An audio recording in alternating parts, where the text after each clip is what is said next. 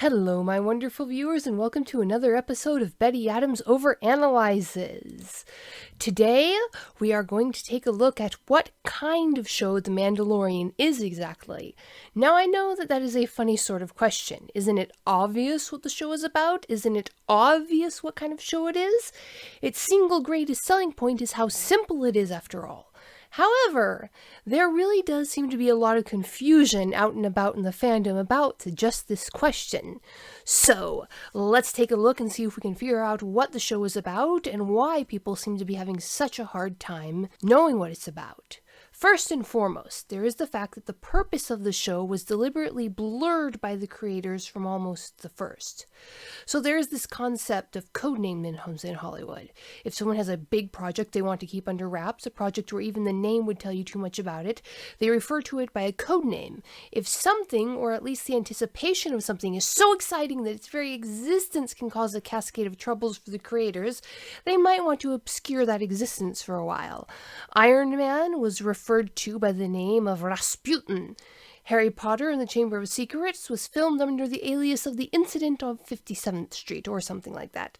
And Indiana Jones and the Kingdom of the Crystal Skull was given the perfect and perfectly meaningless title of genre. This is hardly unique to Hollywood either. When a team of scientists wanted to search the swamps of Louisiana for the ivory-billed woodpecker in the early aughts, they used the codename Elvis so they wouldn't be bothered by the media. Because a bunch of scruffy academics prowling the backwoods of a southern swamp looking for Elvis is so much less suspicious, I guess. However, coming back to entertainment, there is another tactic to hide or obscure the real intent of a creation. A tactic used for nearly the opposite reason. When a concept is considered too boring, too niche, too intellectual for mass audiences to enjoy, the marketers will give it a deliberately exciting-sounding name. The long-running nature documentary on North American wildlife was called Wild America. A not too recent National Geographic children's show was called Amazing Planet. The famous book on the rise of civilization was titled Guns, Germs, and Steel, which actually would be a good codename for The Mandalorian when you think about it, but all these titles were accurate, but deliberately provocative and sensationalized. They were designed to catch the eye and keep attention long enough for the audience to discover that the show is really good. However, The Mandalorian is really neither of those. Instead, the creators chose to go for a third path. They gave you the first episode and the second episode, which was exactly what it seemed to be, a story about a Mandalorian. Then they gave you the third episode with a giant red herring in the form of Baby Yoda. That spent everybody's brain spinning sideways, and in most people's minds, this became the Baby Yoda show. And that red herring, dropped carefully and planted in Chapter 3, was, I think, what causes the main root of this problem. We were promised a singular Mandalorian, and we have consistently gotten a story about a singular Mandalorian. Din Djarin, wandering the galaxy far, far away. This is a show that follows in the footsteps of shows like Maverick, the Lone Ranger, of Samurai Jack. It is a show about one man. It follows him and shows you the world he lives in through his perspective. It is about his character growth. It is about how he changes the world around him and is in turn changed by the world around him. I knew this going into season 2. It came on me slowly and gradually, so I never questioned it. Therefore, the first 3 episodes of Season 2 were wonderful to me. They were a work of art worthy to compete with A New Hope and even The Empire Strikes Back.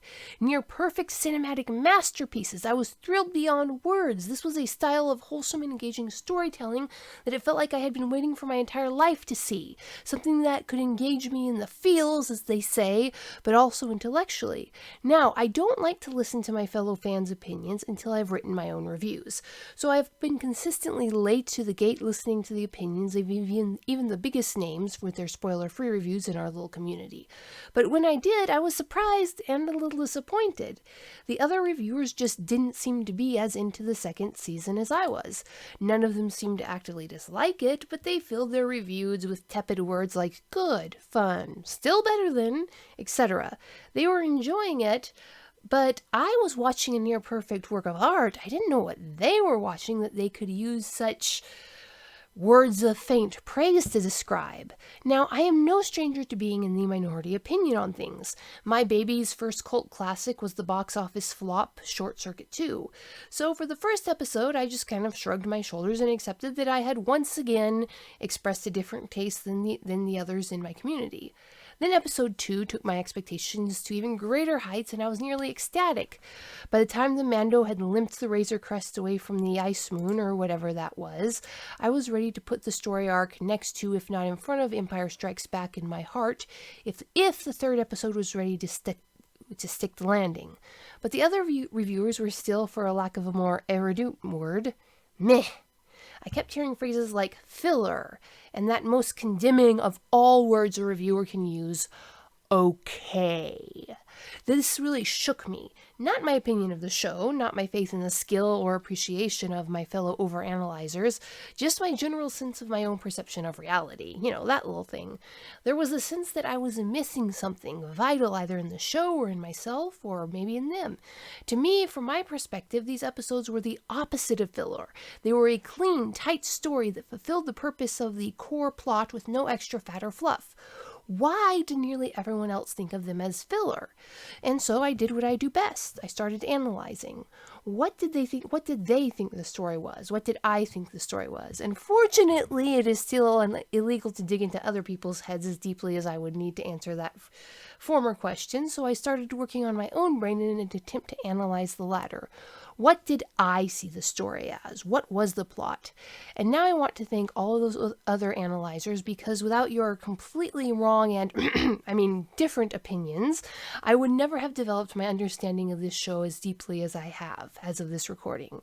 You see, The Mandalorian is about The Mandalorian. Now, you can't see the capitalization, but the first "the" is capitalized and the second "the" isn't. Fun fact, I teach English to a lot of students from Eastern Europe and Asian countries. You know what fun little words they just don't have in Turkish and Russian and Chinese? Articles. Those special little adjectives that tell us if we have one of something or if we have a specific one of something. I have had so many students burst out either laughing or crying when I corrected them for the nth time on this subject. And in university, I had a very, very, very Russian friend who I used to drive with all over creation. We'd go out on our adventures in our car, going out into the forests and the woods and farms to set up our experiments. One stormy morning, we were out planting sensors for some experiment or another, and she told me, "Go get hobo out of car."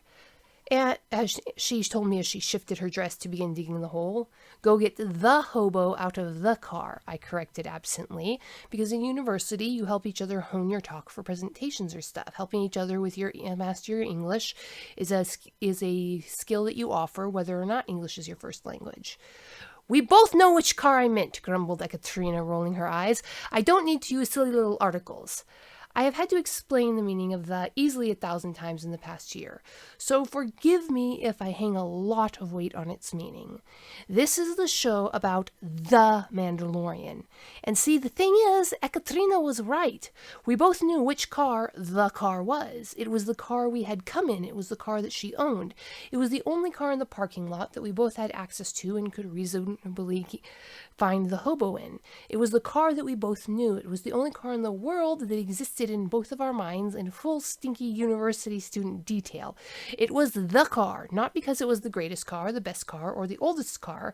It was the car because the situation, that it had driven us in our shovels into the middle of this nowhere cornfield to do what needed to be done. Its status as the car was purely situational, but it was a very real status. This show is about the Mandalorian, not a theoretical Mandalorian, the Mandalorian.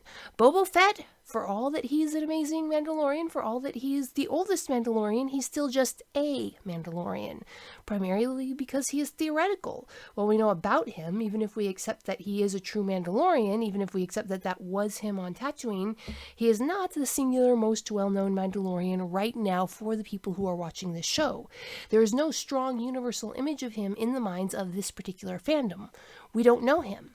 he's not the Mandalorian. It isn't Bo-Katan. She is, of course, without question, a true Mandalorian. She is, once again, just a true Mandalorian, a powerful Mandalorian, an important Mandalorian, but just one of 3 who show up and then jet back off into the sunset and are presumably part of a much larger resistance group of Mandalorians trying to retake Mandalore. She is not the Mandalorian. And of course, more important than either of these, if you've watched Rebels, is Sabine Wren. Still out there, possibly with Ahsoka, and even more theoretical than brain fart. What's his name? With the green armor. Boba Fett. Even more theoretical than Boba Fett. Oh my goodness, I need to sleep. So, here we have 3 Mandalorians. They're massively important. 3 Mandalorians who have carved out well-deserved niches in our brains and hearts. The oldest, the most important, the best. However, the is a situational article, and in this situation, none of these are the Mandalorian. The Mandalorian is the one that is central to the show that we are currently watching. The Mandalorian is the one that is uppermost in all of our minds. The Mandalorian is the only one we have reasonably have access to in this show. The Mandalorian is the one that we came out to this part of the galaxy with. I summon the spirit of my still living friend Ekaterina. We all know what Mandalorian is meant. They didn't need to use silly little articles. They didn't need to, but they did. This show is about the Mandalorian. They made a point of that. The show is about Din Djarin, the singular, lost his entire covert Mandalorian that we all know and love and is highest in our brains right now because of the situation. This is not a show about the rise of the New Republic. This is not a show that is finishing the dangling plot threads of Rebels and Clone Wars. This is not the figure out what the Jedi are doing show. This is not, and believe me, it makes my woman's heart bleed a little to admit it, this is not the Baby Yoda show. This is the Mandalorian. It is about Din Djarin. It is about who he is. It is about who he was. It is about who he is becoming. It is about what it means to Din Djarin to be a Mandalorian. We are watching the Mandalorian culture change, die, be reborn, struggle to survive, but we are watching it through Din Djarin's eyes. That is the kind of story this is. It is an old story and a deep story. It is the story of a human heart. The formal name for this kind of story is a character-driven story. I could be pretentious and bring up the fact that this is the kind of movie that Citizen Kane is, but I have avoided that movie like the plague because my instincts tells me that it will make me sad, and so I'm going to stick to things that I honestly have watched. So I will tell you this. The Mandalorian is the same kind of story as Forrest Gump. Empires also rose and fell around Forrest, and did one of us watch it because we wanted to know how the Vietnam War ended, or how the localized depression in the shrimp market resolved itself? No. The Mandalorian is a story like Napoleon Dynamite. The Mandalorian is a story like Anne of Green Gables. The Mandalorian is a story like The Adventures of Sherlock Holmes. The Mandalorian is a story like Agatha Christie's Miss Marple. There are 12 novels and 20 short stories featuring Agatha Christie's Miss Marples. I have read all of them multiple times, and with every single page I reread, I crave more. And the plot is always the same. Every chapter, every page of these stories is filler if you use the measure that my fellow analyzers seem to be using for The Mandalorian. A good plot is necessary, of course, but it is not the heart of this kind of story. We didn't go back to Miss Marple books again and again for the murders. We went for Miss Marple. Every murder was just a new chance for Agatha Christie to show off another aspect of her beloved character that she'd shared with us. As Mrs. Marple said in A Murder is Announced, "Really, I have no gifts. No gifts at all, except perhaps a certain knowledge of human nature. In the Miss Marple stories, in Napoleon Dynamite, even I suppose, but will very deliberately never know, in Citizen Kane, the creators are not telling us a plot, they are showing us a human. In a galaxy far, far away, filled with aliens of every sort, with empires rising and falling in the background, Filoni and Favreau are showing us a human heart. They took us to Tatooine first, not to drown us in Mimba berry juice, but to reveal that Din Djarin can be a man who is willing to take even a foolish boy under his wing and try to teach him to survive for no other reason than the boy was bound to him by a thread of their profession. They took us to the prison ship not to give us the jailbreak plot, but to show us that the all-too-human Din Djarin had done terrible things, bloody, murderous things, without excuse except for perhaps a slim justification by his code. But now he's willing to risk his own life to avoid doing bloody and murderous things. We went to the Seven Samurai samurai village not to relive a plot that has been done literally 1,000 times in the past 50 years on television, but to see that Din Djarin is a human who does not want to be alone, that he wants someone to hold and love, someone to take care of and who can take care of him, that his life on the Razor Crest is a sacrifice of his desires to the code, not a freak of his own natural desires.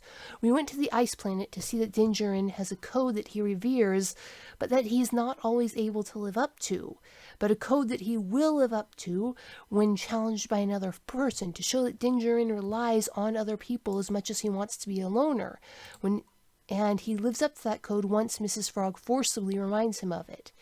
So usually when I like something and someone else doesn't like that thing, I am perfectly happy to shrug and say, to each their own.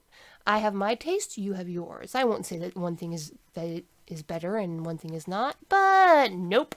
In this case, I am right and all those other analysts are wrong.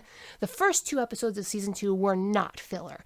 They were not just random showpieces with odd links.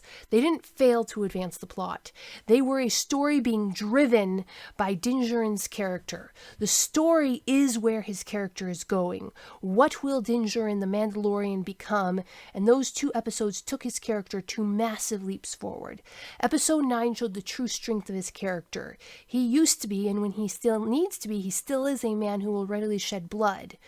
But when he could have been justified by the Mandalorian code, when he could have just shot Cobb Vanth for his armor, he chose instead to risk his life to trade for it. He didn't have to do that. He chose to do that because it was the right thing to do. It was a closer adherence to his code than just taking the armor would have been.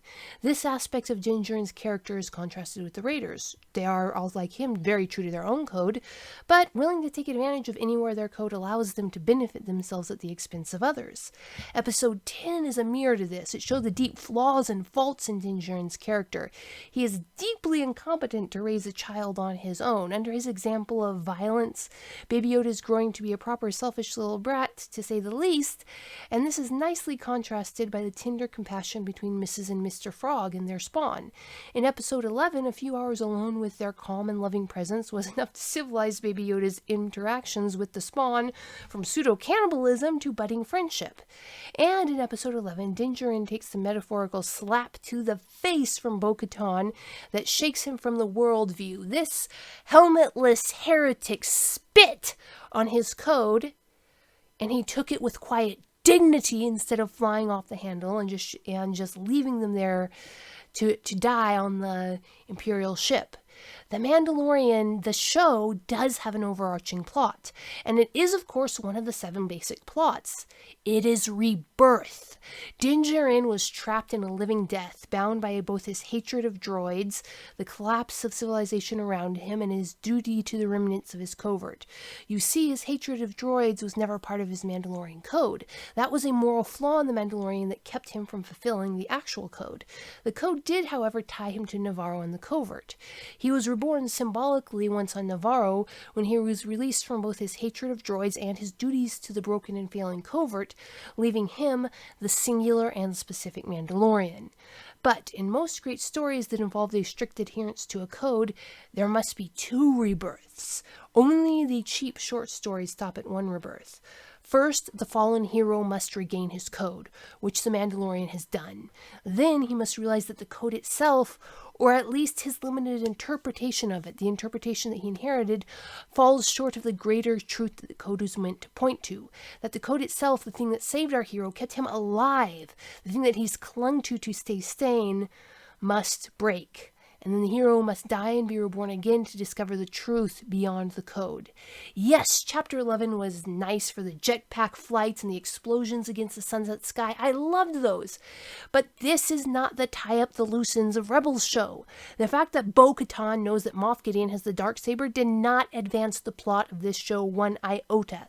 The fact that Baby Yoda is one step closer to Ahsoka did not advance the plot one iota.